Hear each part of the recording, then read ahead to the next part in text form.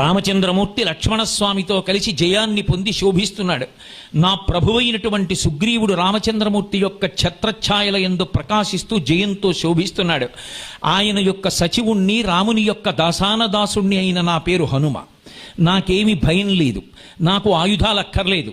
రాళ్లు పెట్టి కొట్టి చంపేస్తాను, పాదముల చేత తొక్కి చంపేస్తాను, గోళ్లతో గీరి చంపుతాను, వక్షస్థలంతో ఢీకొట్టి చంపుతాను, తొడల కింద పెట్టి నలిపేస్తాను.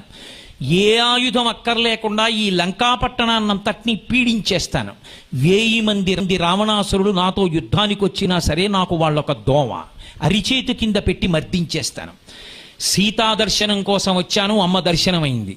ఈ లంకని విడిచిపెట్టే ముందు మళ్ళీ సీతమ్మకి నమస్కరించి వెళ్ళిపోతాను. నన్ను పట్టగలిగిన వాడు పట్టవచ్చు. ఇంత ధైర్యంతో కాంచన లంకకెళ్ళి చెప్పి తోరణమెక్కి కూర్చుని భయపెట్టిన వాడు ఎవరైనా ఉంటే ఆయన ఒక్కడే. అది రావణాసురుడి జీవితంలో మొట్టమొదటిసారి లంకలోనే భయపడడానికి హేతు అయింది. 80,000 మంది కింకరుల మూక ప్రభువు ఆజ్ఞాపించగానే అదేదో సామాన్య వానరం పట్టుకోవచ్చని వచ్చారు. ధనస్సులు పట్టుకున్నారు, బాణాలు పట్టుకున్నారు, వేస్తున్నారు. హనుమ యొక్క శీలంలో, హనుమ యొక్క వైభవంలో అత్యద్భుతమైన విషయాల్లో అదొకటి. మనోజవం మరుతతుల్య వేగం జితేంద్రియం బుద్ధిమతాం వరిష్టం. ఎంత వేగమో చెప్పలేం శరీరానికి. అసలు మీరు ఒకటి ఆలోచించండి, మన శరీరానికి అంత వేగం ఉండదు, మనసుకొక్కదానికే వేగం ఉంటుంది.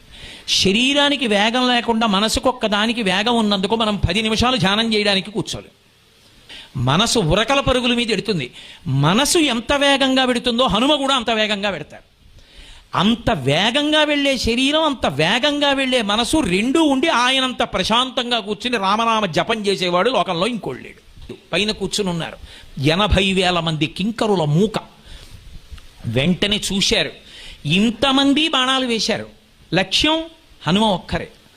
80,000 బాణములు వచ్చి మీద పడితే అవి తన మీద తగలకుండా ఎంత పర్వతాకారంతో ఉన్నారో అంత చిన్న ఆకృతిలోకి వెళ్ళిపోతారు. ససించప్యాత్మనక్కాయం బభూవాంగుష్టమత్రక కేవలం